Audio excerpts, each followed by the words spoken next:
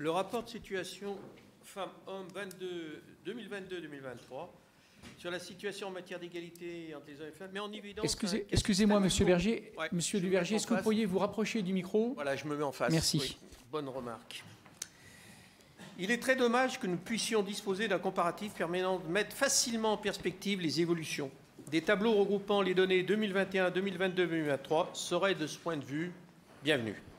Les statistiques proposées au niveau de la ville de Saint-Étienne et de la France entière mettent en évidence que nous sommes le plus souvent en retrait pour ce qui est du niveau des salaires, du taux de chômage ou du nombre de diplômés. Mais cela dans les mêmes proportions entre femmes et hommes que la France métropolitaine. Les chiffres proposés permettent une comparaison entre les années 2020 et 2021, alors que le rapport traite des années 2022-2023. Les données n'étaient-elles pas disponibles? J'ai regardé en bas de page, c'était INSEE 2020-2021. Les actions menées en 2022-2023 s'inscrivent dans la droite ligne de celles mises en œuvre précédemment. Heureusement. Pour la partie du rapport concernant le personnel municipal, même remarque préalable, les données en 2021, 2022 et 2023 ne sont pas facilement mises en perspective.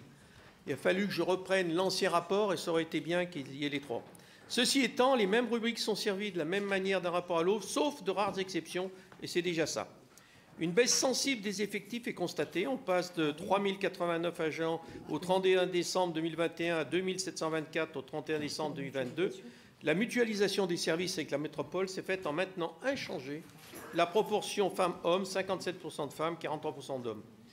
Pour ce qui est des filières, à part un glissement de 7% pour le social et l'animation en faveur des femmes, pas de variation notable. On remarque tout de même la féminisation presque totale de la filière sociale avec 99% de femmes. La répartition sexuée des métiers reste stable. Par contre, on constate une féminisation des catégories A et surtout B.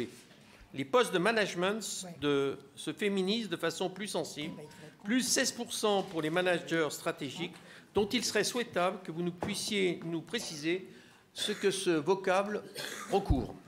Manager stratégique, je ne savais pas. Les avancements de grade l'ont été majoritairement pour des femmes, 157 contre 72 au bénéfice des hommes, 11 promotions de plus côté femmes contre une diminution de 37 pour les hommes, sans qu'il soit précisé de quelles années il s'agit. Les rémunérations restent plus élevées pour les hommes que pour les femmes, toutes catégories confondues.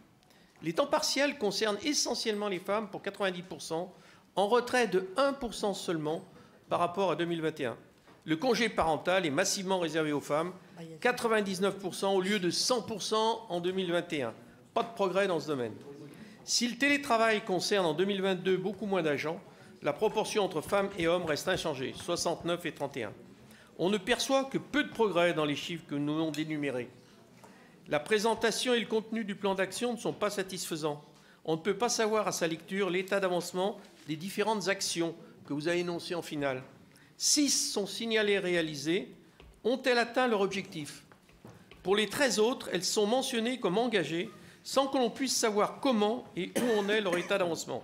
Ceci pouvant expliquer cela sur le quasi-statu quo constaté. Cela met en évidence, une fois de plus, la capacité de mettre en place une véritable évaluation quantitative et qualitative de politique.